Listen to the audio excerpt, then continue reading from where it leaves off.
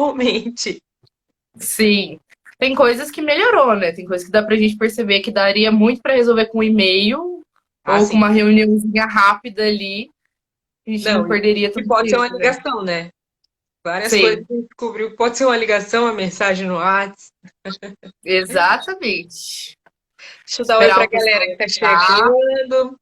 Esperar o pessoal entrar. Sejam bem-vindas e bem-vindos ao segundo Exposto Curitiba. Eu e Amanda Mendes aqui.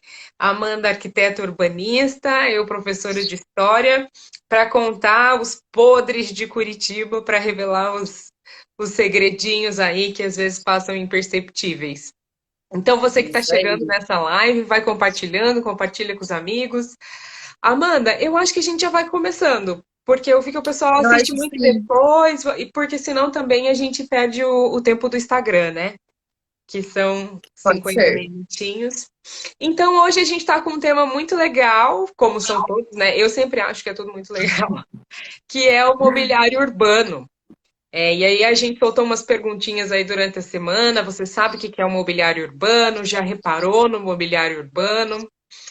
E aí eu também preparei uma introduçãozinha para a gente falar um pouco do assunto e a Amanda, que é aí a especialista, desenrolar melhor. Então, o historiador da arquitetura Ian Borden disse que o surgimento da arquitetura hostil tem suas raízes no design urbano e na gestão do espaço público dos anos 90. Ixi, sumiu. Esse aparecimento, afirmou ele, sugere que somos cidadãos da República apenas na medida em que estamos trabalhando ou consumindo mercadorias diretamente. Eu entendi que ele está dizendo que a gente é visto como parte da cidade quando a gente está consumindo mercadoria ou produzindo de alguma forma. Foi isso que eu entendi do que esse arquiteto falou. E aí eu pergunto para você, Amanda, o que que é o mobiliário urbano e como ele se encaixa nesse contexto da arquitetura hostil que esse historiador da arquitetura está mencionando aqui? Então, Carol, a gente meio que acabou fazendo um link, né, com a conversa que a gente já teve semana passada sobre a Boca Maldita, que é a gente estender um pouco para essa parte do urbanismo. Então, a gente comentou, né, até sobre aquela frase daquele arquiteto, o Flávio Vilaça, que ele diz que a tortura do terceiro mundo é a saída ou volta ao trabalho, e de como as pessoas estão sujeitas a isso. Então, são esses pontos mesmos que a gente enxerga de como a cidade interfere nas pessoas, né? Então, assim como o Vilaça falava que a cidade está servindo para algumas pessoas apenas como forma de locomoção de um espaço para outro, onde essas pessoas não aproveitam a cidade, né? Nesse mesmo sentido, esse arquiteto fala que a cidade ela tá ali num sistema capitalista que a gente vive e ela só vai servir também para quem retribui de uma forma também capitalista essa cidade, né? Então, aí, nisso, para a gente pensar de volta para quem as cidades são planejadas e são projetadas, né? Quem tem preferência nesse sistema de planejamento das cidades. E aí, para a gente entender um pouquinho também, a arquitetura hostil, a definição dela é uma arquitetura que não serve ao cidadão. Então, por isso que é uma arquitetura hostil, uma arquitetura fria, que não serve aos habitantes da cidade, à população. Então, o mobiliário urbano que a gente tem, né, para dar um exemplo aí para a galera, para a gente resgatar um pouco da memória, de que a gente não está saindo muito, né? O Uhum. que a gente tem de mobiliário urbano, então, são bancos, são lixeiras, luminárias, os pontos de ônibus, as placas, placas sinalizadoras também de informativo, né, publicitário também são mobiliários urbanos. E o mobiliário urbano ele está ali para servir o cidadão. E acontece que, né, durante esse processo, também numa sociedade capitalista, a gente utiliza muitos mobiliários urbanos como pontos publicitários. Então, aqui em Curitiba, a gente tem um acordo da prefeitura com uma empresa de publicidade, que eles podem usar os mobiliários urbanos como pontos publicitários, mas então eles têm responsabilidade sobre o cuidado desses mobiliários, né? Então, quando eles são vandalizados, eles têm essa obrigação de repor ou de consertar este mobiliário. Então é isso, o mobiliário está aí para servir a cidade, Só que a gente percebe que muitas vezes ele não serve o cidadão da forma como ele deveria, né? Então, ele se Entendi. encaixa nessa arquitetura. Oi? Entendi. Então, seriam todo mobiliário urbano, a gente pode pensar, então, como o mobiliário da nossa casa, né? O sofá, a cadeira, só que isso na cidade. Então, como você disse, os bancos, as lixeiras, as luminárias, enfim, só para entender melhor. Eu queria que você falasse, que você estava falando ali, que esse mobiliário, no fim das contas, quando a gente tem esse contexto de arquitetura hostil, ele só serve para quem produz. Eu queria que você explicasse o que é esse produz. Como assim serve a quem produz? É porque a gente, como a gente conversou semana passada, a gente percebe que a cidade ela é projetada para pessoas específicas, né? Então, como a gente comentou, a cidade não é feita para as pessoas que estão morando na periferia e para essas pessoas que precisam atravessar de um bairro, de uma região metropolitana, de uma cidade de região metropolitana mais marginal até o centro. A cidade não é feita para essas pessoas, né? Assim como a cidade não é feita para as pessoas em situação de vulnerabilidade social, não é feita para os moradores de rua. E aí que entra o mobiliário urbano nessa ligação com a arquitetura hostil. Né? Porque a arquitetura hostil, como diz, né, é uma arquitetura que não é feita para o cidadão, também muitas vezes os mobiliários acabam sendo itens que deveriam ser feitos para os cidadãos, mas não são feitos. Então, por isso que a gente faz essa relação, né? E também, como você disse, acaba servindo também interesses econômicos, né? Porque daí uma coisa que é para servir o cidadão, a população, você tem empresas de comunicação que utilizam. Uma das fotos que a gente lançou essa semana, eu vi que era um totem, só que em vez dele ter informações da cidade, não tinha nada, só tinha propaganda. Então, assim, é lá, tá ocupando um espaço da cidade, alguém tá ganhando e lucrando com aquilo ali, mas não tá tendo um retorno para a população. Mais ou menos nesse É sentido. É por conta desse acordo, né, desse contrato que tem entre essa empresa publicitária e a Prefeitura de Curitiba, mas por conta da situação que a gente está vivendo hoje, a gente percebe que vários totens estão sendo utilizados para informações do Covid, né, feitos pela Prefeitura de Curitiba. Então, nesse sentido, a Prefeitura ainda consegue, de alguma forma, utilizar esses totens de um jeito mais informativo de fato, para a cidade, né?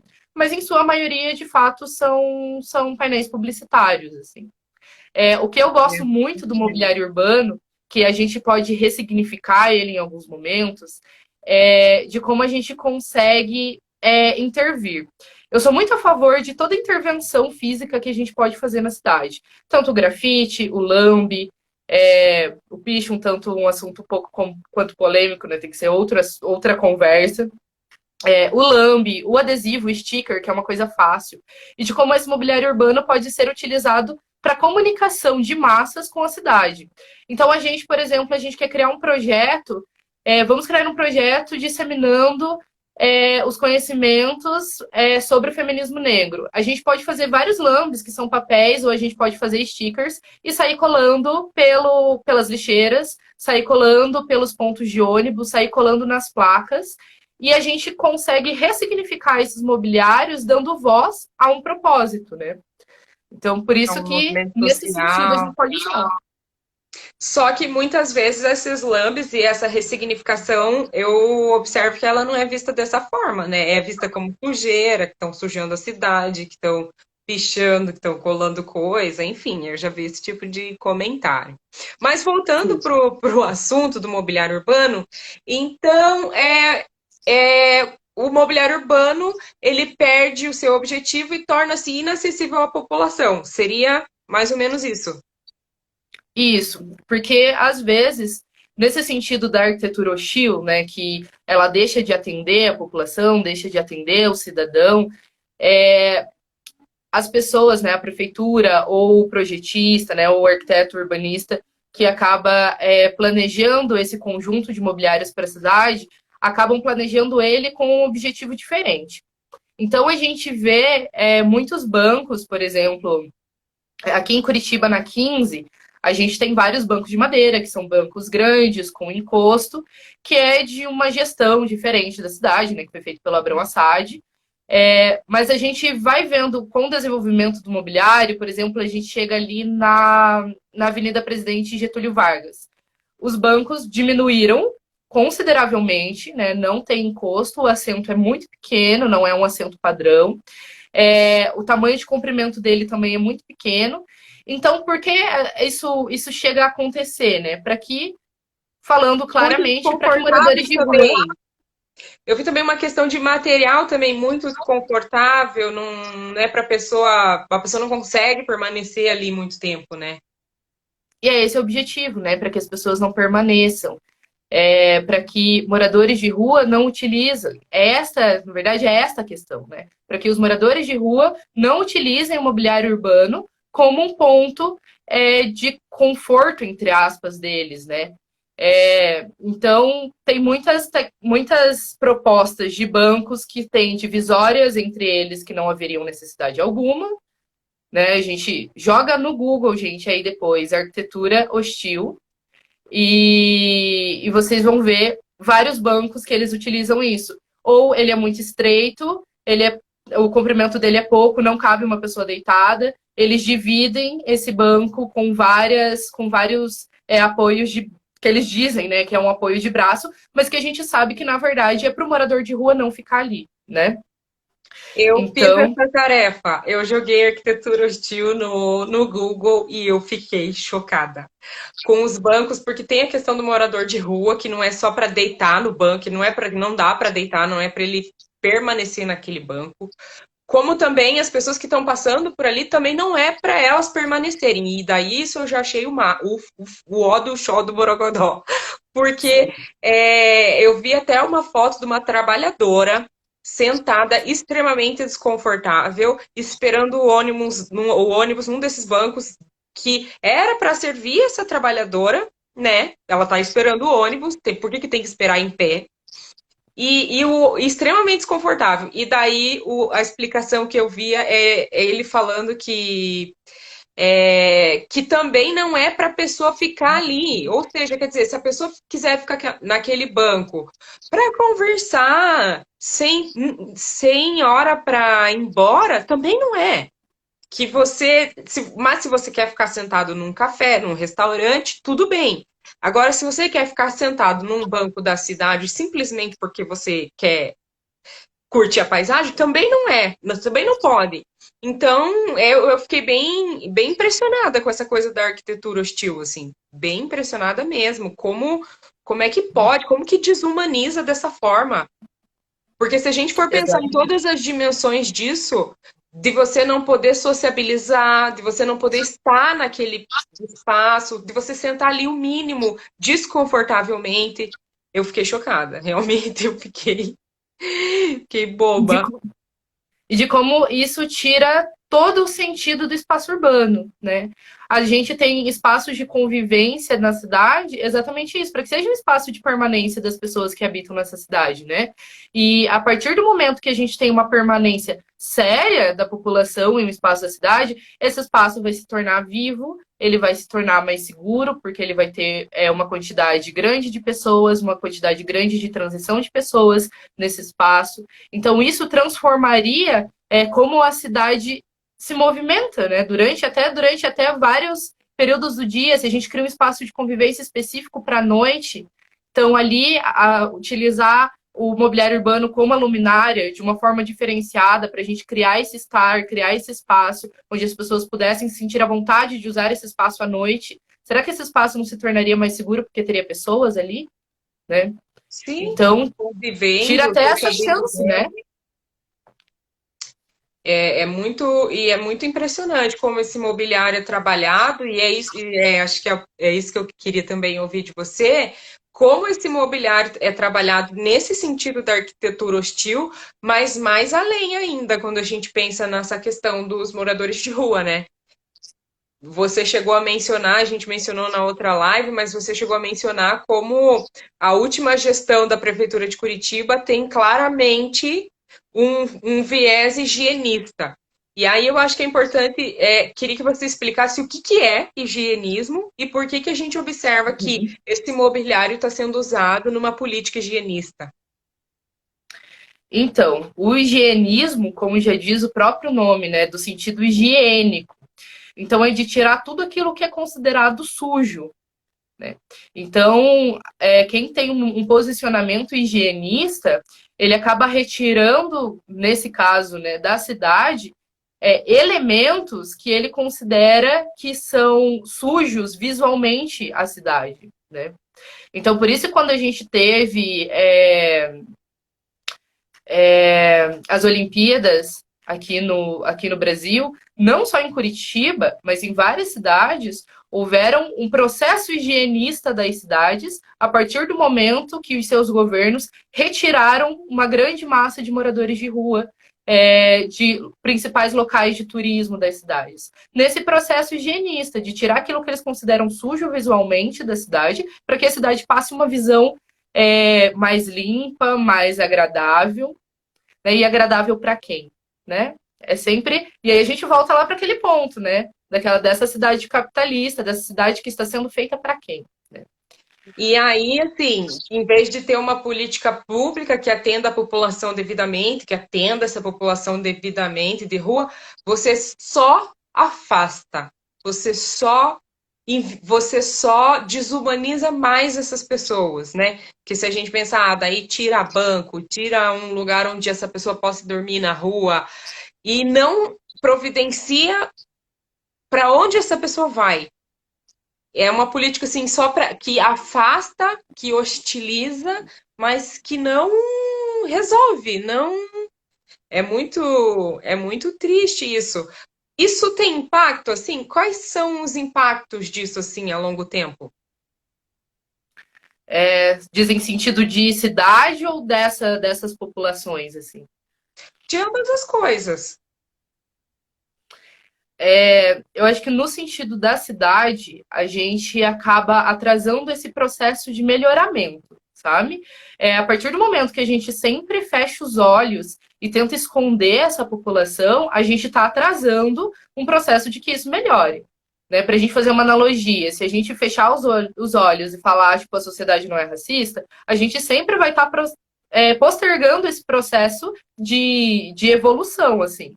É a mesma coisa. A partir do momento que a gente não assume que temos uma grande quantidade de pessoas em situação de vulnerabilidade social que precisam de fato ter uma política pública mais invasiva, mais incisiva para que melhore a situação que eles estão hoje, a gente só vai postergando isso, né? E a cidade só vai maquiando e a gente vai achando que está tudo bem. E não está, né?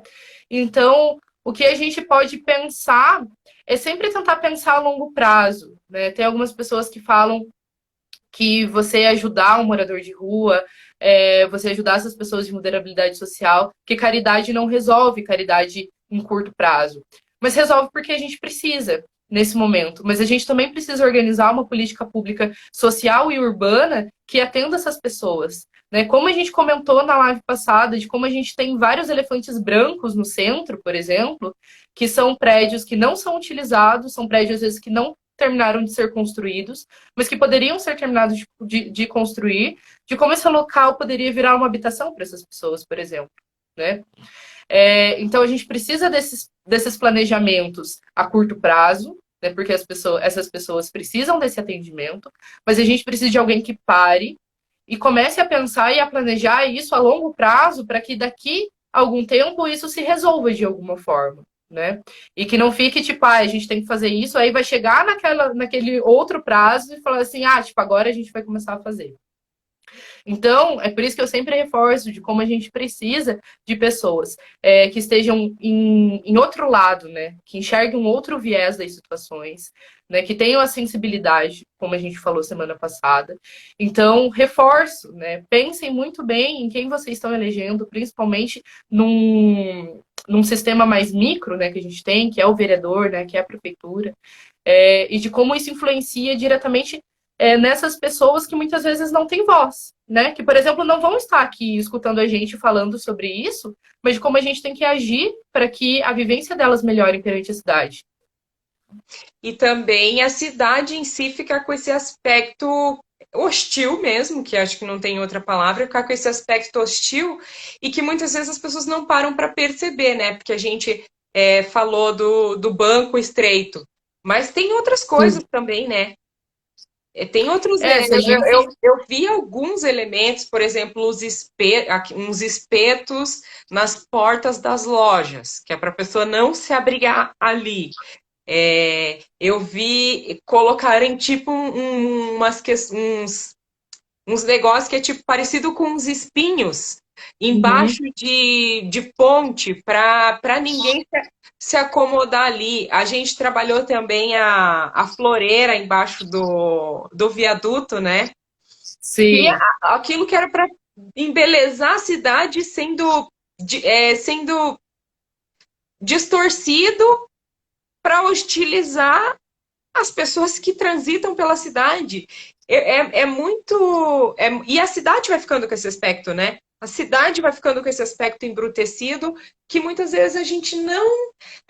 Porque é tudo. É aquilo, né? A gente vai naturalizando ver as grades, vai naturalizando o banco desconfortável, vai naturalizando e e esquece. E quanto isso impacta nas pessoas que estão aí nesse contexto, né? Mas quando exatamente. essas pessoas vão poder falar, tipo, não consigo me abrigar aqui da chuva, porque quem está administrando a cidade achou interessante gastar dinheiro com grade, com espeto para as pessoas, como se a cidade vai ficando com um aspecto de prisão, assim, vai ficando com um aspecto de, sabe, de cadeia mesmo, uma coisa, sabe, tão assustadora. A gente poderia trabalhar a administração pública nesse sentido do mobiliário urbano, poderia trabalhar muito mais uma coisa que embeleza, que humaniza, mas não, né? Isso, gastar dinheiro. Eu fiquei, quando eu fui pesquisar, que eu vi as fotos,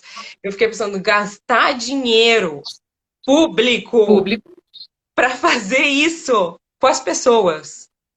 É chocante. exato. Eu achei.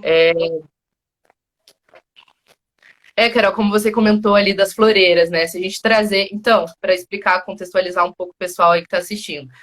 Eu e a Carol, a gente escolheu esse tema para a gente conversar com vocês, por conta disso. Assim, o Exposed são coisas que ninguém sabia, por exemplo, da Boca Maldita semana passada, né? Mas também para expor coisas que às vezes as pessoas não percebem, né? Durante esse trajeto, né? De estar ocupando a cidade, do ir e vir, de coisas que às vezes passam batido, né? Então a gente traz aqui para que vocês sempre reflitam e deixem, né, de passar batido. Então, em Curitiba, nesse caso específico aí que eles usaram as floreiras debaixo do viaduto do Capanema, foi além de impedir que os moradores de rua ficassem debaixo do viaduto, também foi uma questão de vendedores ambulantes, que eles utilizavam aquele espaço ali na frente do restaurante que estava fechado, eles utilizavam aquele espaço para poder fazer a venda, né, dos seus produtos. E aí a prefeitura foi e encheu de floreira, cheio das florzinhas bonitinhas, encheu de floreira. Ali ninguém poderia mais, não tinha mais espaço para deitar, para dormir, não tinha mais espaço para expor seus produtos. E é de volta essa questão da coisa maquiada, né? De ai que bonito, encheu de floreira. Mas não encheu de floreira para ficar bonito. Encheu de floreira para que as pessoas não ocupem mais esse espaço. Né? De como isso é segregativo, de como isso chega até a ser desumano, né? Sim, jogou as floreiras contra as pessoas. Exato. Amanda, eu vou pedir para ler um comentário aqui, o pessoal está Isso. comentando, falando, parabenizando. A Gi está falando, há pouco tempo percebi as grades instaladas no tubos com a clara intenção de impedir os moradores em situação de rua, para não acessar e se proteger à noite. Me chocou muito, sim. Quando eu vi algumas fotos também hoje, eu fiquei chocada. O Alan está falando, Curitiba, seguindo o ideal da República, constrói uma cidade para uma classe, mas não para todos. Curitiba tem uma estrutura pensada nas preocupações da elite branca. Ai, é bem verdade. O Alan também estava verdade. falando, interessante notar que desde a escravidão a pauta racial não mudou, o tempo passa e a pauta continua, a cegueira também. É. É porque é isso, na medida que a gente não tem pessoas que falem sobre o assunto, né? Porque o que, que eu vejo, Amanda, que esse discurso do urbanismo, infelizmente, ele é até um discurso elitizado, né? Quantas pessoas Sim. debatem de fato urbanismo? Tipo, quantas pessoas se apropriam do que seria uma urbanidade? É assim que chama a urbanidade? Urbanidade. Uma urbanidade humanizadora, agregadora, inclusiva. Então, a gente precisa popularizar esses discursos, né? Eu achei muito Sim. interessante que você falou na outra live que a gente precisa de pessoas, de sujeitos com olhar sensível fazendo isso, tipo, trabalhando com urbanismo, trabalhando com arquitetura, trabalhando, enfim, essas questões. Eu tenho mais uma pergunta para você, que Diga lá. eu peguei o trechinho de um comentário de um cara do Centro de Pesquisa Urbana da Universidade de Nova York. Ele sugere que os espetos e a arquitetura relacionada são parte de um padrão mais abrangente de hostilidade e de desinteresse em relação à diferença social e à pobreza produzida nas cidades. É um tipo de ataque aos pobres. Você concorda com isso? Sim, claramente, A gente né? já falou um pouco, né? A gente falou isso o tempo inteiro. Se a gente for trazer mais um caso aqui de Curitiba, ainda ali no viaduto do Capanema, além deles utilizarem esse esquema de colocar as floreiras, tem, agora voltou, né? Tem um restaurante popular ali. Esse restaurante popular, ele foi o primeiro restaurante com esse tipo de tecnologia, não, de processo, assim, no Brasil. E ele foi feito em 1993 e ele fechou em 2000 e ele ficou fechado até 2018, quando nessa nova gestão foi reaberto o restaurante. Então, nesses 18 anos que ele ficou fechado, foram diversas tentativas da prefeitura de tentar impedir que as pessoas ocupassem o espaço interno do restaurante. Então, se você procura fotos do viaduto Capanema, tem uma que eles fizeram, eles usaram grandes. Ai, me fugiu o nome. Mas quando você vai fazer a parte de tubulação da cidade, né, parte de encanamento, digamos assim, da cidade, que são usadas. Nossa, me fugiu totalmente o nome. Mas são usadas grandes estruturas de concreto, assim, para fazer toda a canalização da água, né? Então, eles usaram Uma essas manilha? estruturas. Uma manilha, exato. Uma manilha de concreto. Perfeito, as palavras me fugiu. Eles usaram várias manilhas de concreto grandes e tamparam todas as laterais e a parte frontal do onde era o restaurante para que as pessoas não usassem esse espaço enquanto ele estava ali inutilizado durante esses 18 anos. Então, a prefeitura, né, ela sempre utiliza alternativas, meios, para que as pessoas em situação de vulnerabilidade social tenham cada vez menos acesso na cidade. Já tem pouco acesso e o acesso que elas tentam ter, a prefeitura ainda inibe, né? Então, é isso. Numa questão geral, assim, sempre a parcela mais pobre, né? Sempre a parcela mais vulnerável da sociedade vai sofrer com todos esses tipos de mecanismos, né? Como a gente falou semana passada, em todos os sentidos, realmente, né? Semana passada a gente falando sobre a boca maldita, onde a gente sabe que essas pessoas, em uma situação de baixa renda, nunca teriam acesso a uma discussão de uma boca maldita, né? E de como a política tem que chegar a essas pessoas. A partir do momento que a gente pensa que a gente possui uma grande quantidade dessas pessoas e de como elas também são cidadãs, também são habitantes do meio urbano, de como a gente tem que pensar essas políticas para, de fato, as pessoas pobres. Como a gente diz num recorte racial, que a partir do momento que, que uma mulher negra, que uma pessoa negra, ela movimenta toda uma comunidade junto com ela. A mesma coisa acontece com a pessoa numa situação de vulnerabilidade social. A partir do momento que essa pessoa consegue ter um emprego, que essa pessoa consegue uma moradia, de como isso não transforma só a vida dela, mas sim também da sua comunidade que está na mesma situação que ela, né? Então, a gente tem que dar essa devida atenção a essas pessoas para que a base da nossa sociedade também comece a girar, né? Comece a mexer de fato. Sim, o Alan está falando aqui também em invisibilizar o problema, que é a desigualdade social e racial, é o que há em Curitiba. A gente pode, tipo, sintetizar em que o mobiliário urbano de Curitiba está sendo utilizado contra as pessoas numa política higienista e ele poderia ser trabalhado de outra forma, Sim. servindo de fato a população. E aí, pensando o que seria um mobiliário que serve de fato à população, o que que a gente tem, assim, o que que a gente pode pensar se tem exemplo de cidade que trabalha nesse modelo? Como seria, assim?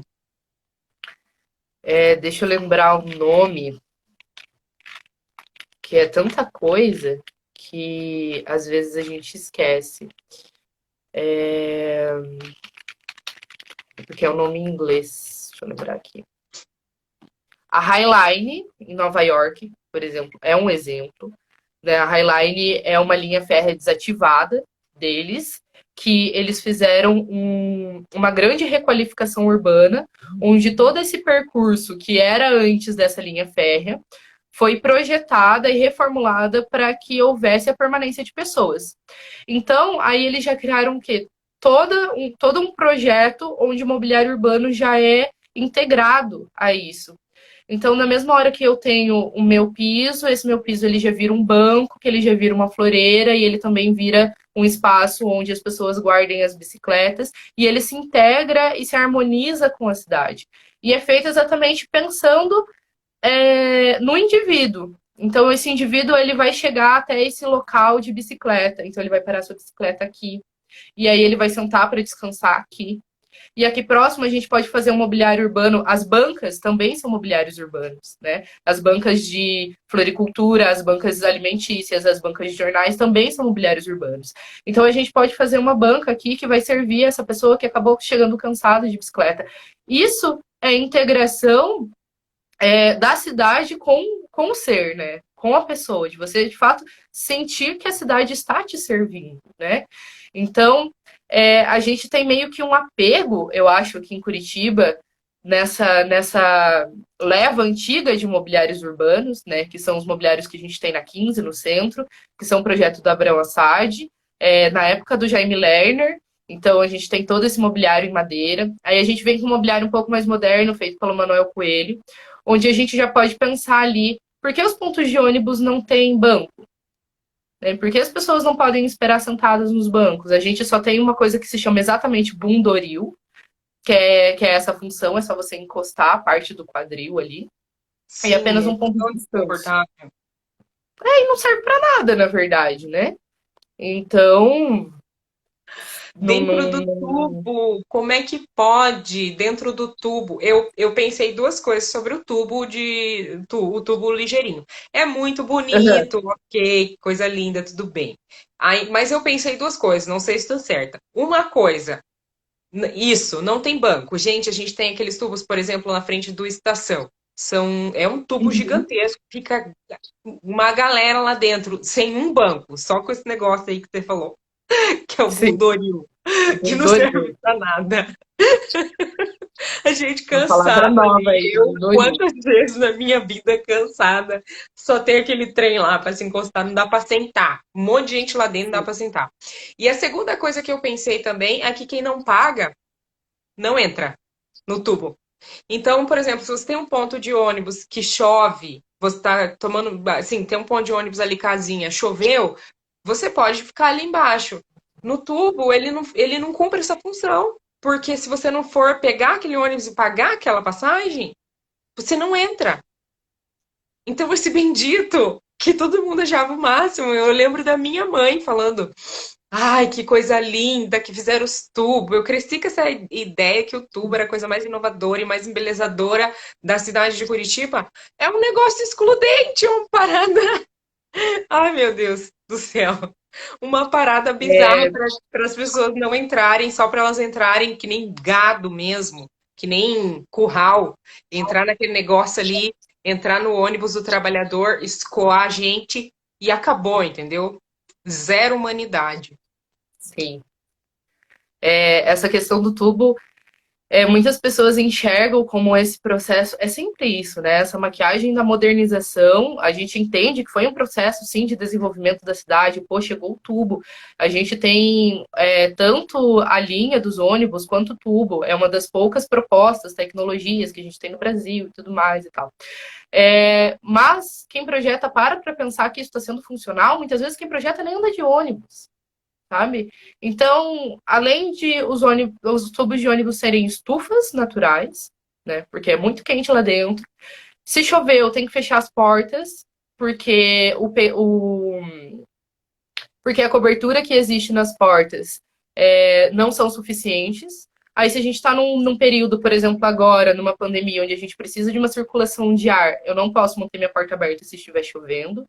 Então, até mesmo os pontos de ônibus normais, né, que a gente tem, as placas publicitárias, também, se chover, todo mundo vai se molhar. Então, não são mobiliários pensados para aquelas pessoas, para aquela massa que de fato usa o transporte público, né, nesse caso dos ônibus. E também uma curiosidade, se vocês pararem para ver esse tubo que a gente tem, esse ponto de ônibus que a gente tem os painéis publicitários, o conceito dele é uma araucária, né? Então a gente já entra aí nesse orgulho paranista, né, da cidade de Curitiba. Se você olhar de lado, de perfil, a cobertura com a base forma uma araucária cortada ao meio. Então, esse é o projeto de inspiração, esse é o conceito de inspiração do arquiteto que projetou essa linha de mobiliário urbano de Curitiba. Então, eu acho muito importante a gente ter essa parte conceitual, até porque demonstra uma linha de personalidade do arquiteto que está projetando e também demonstra um pertencimento a esse espaço, né? Tem que ter essa questão dessa ligação do pertencimento ao espaço, mas tem que ser funcional. Não adianta ser tão bonito se ele não for funcional. E de como as pessoas têm que começar a experimentar, né? Para ver se. Aí a gente entra nesse assunto de volta, né? Eu vou experimentar para ver se é confortável, mas é mesmo para ser confortável? Sim. E não andam, né? Isso que você falou, né? Quem projeta não anda. E é verdade. Quantas vezes tá indo do tubo, tomando chuva e pensando, nossa, uma estrutura cara, porque não é uma estrutura. Eu penso que não seja uma estrutura tão barata. Acho que é muito mais fácil fazer uma casinha de acrílico, né? Aquela coberturinha e os pilarzinhos, do que fazer um tubo, eu acho. Então não é uma estrutura, ao meu ver, que ela não é tão barata e não cumpre uma função decente, tipo, né? A pessoa toma chuva, a pessoa fica sufocada lá dentro, passando calor, e entra chuva lá também, né? Entra pelos lados também. E aí, uma coisa que eu achei muito interessante que você falou aí, que eu queria fazer um gancho, é esse apego ao mobiliário. Porque a gente tem essa ideia de inovação, de tecnologia, né? Mas ao mesmo tempo um apego com esse mobiliário antigo que não está cumprindo uma função, mas também essa ideia do novo. E daí, por que eu fiz essa relação? Porque eu fiquei pensando nas coisas que o Greca vem fazendo. Por exemplo, reformar o Cine Passeio, reformar o passeio público aqui, fazer um coreto. Ele fez um coreto aqui no passeio público. Uhum. E daí fica tudo lindo e as pessoas acham isso lindo e maravilhoso. Meu Deus, ele passa a ideia de que ele se importa muito com a cidade, que ele quer a cidade bonita e as pessoas compraram. Isso é um discurso que eu sei que a gente não vai desconstruir aqui nessa live do Instagram. Mas as pessoas compraram essa ideia de que o Greca se preocupa muito com a cidade, que ele quer a cidade bonita, limpa, moderna, que ele tem um saudosismo até com Curitiba, com esse mobiliário de Curitiba. E isso atrasa a possibilidade da gente ter, de fato, uma cidade moderna. Porque você falou aí dessa Highline, Isso. dessa Highline em Nova York e outras coisas. Eu já morei fora e vi também outras coisas, outras formas de trabalhar o mobiliário. E a gente não pode nem pensar nisso, né? Porque Curitiba já é muito moderna. O Greco já se importa muito. Só que não, né? Isso É, atrasa. vocês viram a praça em homenagem à Inglaterra que ele fez atrás do Shopping Pátio Patel? Ah, eu vi. Triste? Não, triste. Pôs lá uma Triste. cabine de telefone em Sim, homenagem à Inglaterra. Gente, é com bonitinha, sabe? preocupação. A quem você está dando a devida importância, né? E de como isso reflete na atitude também de outras pessoas, né? Fazendo um gancho de uma coisa que você falou, Carol, não só o mobiliário, mas de como a gente vê vários comércios, de como a gente vê empreendimentos que acabam utilizando dessa arquitetura hostil para afastar os moradores de rua de próximos dos seus comércios, né? Onde tem janela e acaba tendo um vão da esquadria ali, onde vem essas grades que parecem dentes de ferro, onde as pessoas não podem sentar, onde as pessoas não podem ter um apoio. É, as pessoas têm que começar a entender que a cidade é feita pra gente, né? Tem que ser feita pra gente. Sim. Né? Eu tinha uma última pergunta para te fazer, que é qual seria a melhor forma de trabalhar o mobiliário urbano numa perspectiva inclusiva e de superação das desigualdades? Algumas coisas que a gente pode pensar. Então, são em medidas corretas de mobiliário que se por um acaso um morador de rua queira deitar nesse banco, que ele tem essa possibilidade de deitar. A cidade também é dele, aquele banco também é dele, né? Então, medidas corretas, além de ser um conforto normal, né, para uma pessoa sentar, que a gente tem umas medidas que ergonomicamente são melhores, né, para um conforto, mas que sejam medidas que não sejam divididas, né, que esse banco não seja dividido para que essas pessoas possam utilizar ele da forma que quiser. De como a gente tem que pensar também, eu estou fazendo um banco, mas será que algum desses bancos eu não posso fazer ele um pouquinho menor, porque o meu amigo é cadeirante, ele está sentado do meu lado para a gente conversar. Então, para o meu amigo cadeirante não ficar na circulação, então, esse banco um pouquinho menor, pô, vou deixar ele ali menor para que esse cadeirante possa vir e sentar do meu lado, né? É, tanto questão de iluminação, de como às vezes a luminária como mobiliário urbano ela é usada para uma iluminação muito focada no trânsito dos veículos e às vezes a gente não tem tanta iluminação mais baixas, né, que são iluminação de fato de passeio, né, onde torna esse trajeto mais iluminado para que ele se torne consequentemente às vezes mais seguro. Que mais que a gente pode pensar? Em pessoas que vão estar fazendo isso, utilizem de fato. Né? Então, quem vai projetar um ponto de ônibus, use ônibus, ou pelo menos faça ali um teste né, durante um tempo, para que entenda o processo dessas pessoas que utilizam, para que a gente faça também algo mais confortável, inclusive. Outra coisa que também é responsabilidade do mobiliário urbano e também numa situação de urbanismo como geral, atentar para a paginação de piso, onde a gente sempre tem identificação para as pessoas que são deficientes visuais, né, para que elas saibam onde elas estão indo. Muitas vezes isso acaba se perdendo durante reformas da cidade, e isso não é refeito, e de como isso perde, de como isso prejudica essas pessoas. Né? Outra coisa também relacionada ao mobiliário são totens próximos aos sinaleiros que emitem som cada vez que o sinaleiro do pedestre abre. Também para os deficientes visuais. A gente tem poucos casos aqui em Curitiba, são pontuais ali na 15, onde a gente tem essa tecnologia, não sei se alguém já percebeu. Então, inclusive no sentido geral, tanto das pessoas com vulnerabilidade social, mas tanto das pessoas que possuem né, alguma deficiência, né, tanto o cadeirante, o deficiente visual, o deficiente locomotivo, né, de como a gente precisa de uma cidade também sempre acessível. Então, outras coisas também envolvem o mobiliário. Hoje a gente não tem muito mais, mas antes ali pela Tiradentes, a gente tinha ali perto das floriculturas também bebedouros. Às vezes os bebedouros eles não são com tamanhos feitos para pessoas que são cadeirantes ou pessoas que possuem outro tipo de deficiência locomotiva.